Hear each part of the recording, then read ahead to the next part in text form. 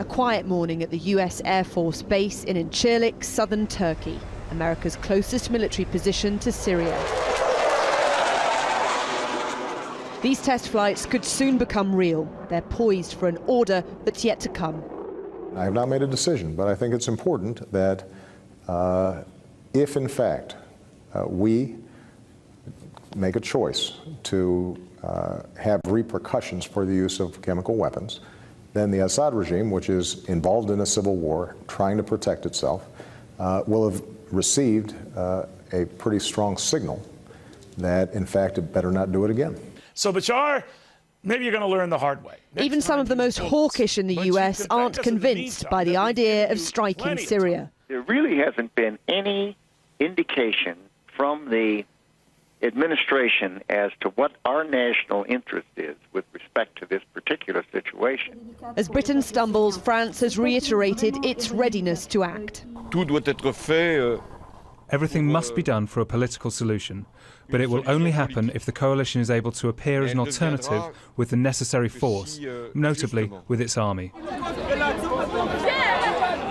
All the talk of an imminent strike has sparked concerns in Israel over possible Syrian retaliation. Edgy residents of Tel Aviv jostle for gas masks. With no clear outline of military plans, all they have is rumour.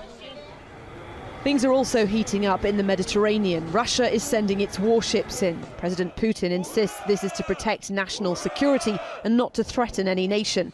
Russia's absolute refusal to back military intervention remains, as other countries like the UK ready their hardware against the backdrop of political debate. Today, Britain sent 6 Typhoon jets to its base at Akrotiri in Cyprus. America sent a warship to the eastern Mediterranean to replace one of the 4 that are already there. Russia sent 2 ships to the same waters, a missile cruiser and an anti-submarine ship. And a French anti-air warfare frigate set sail for the same region.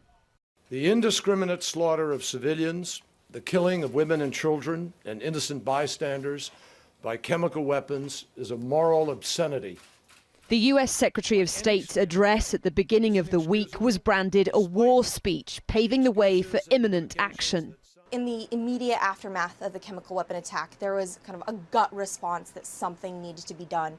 And the images coming out of Syria were so horrific that it really sparked this desire to do urgent action.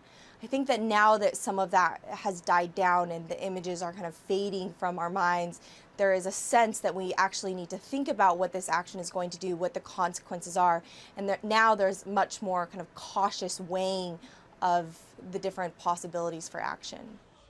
The US is planning to release intelligence which it says will prove Assad's government carried out the chemical attack that sparked this crisis.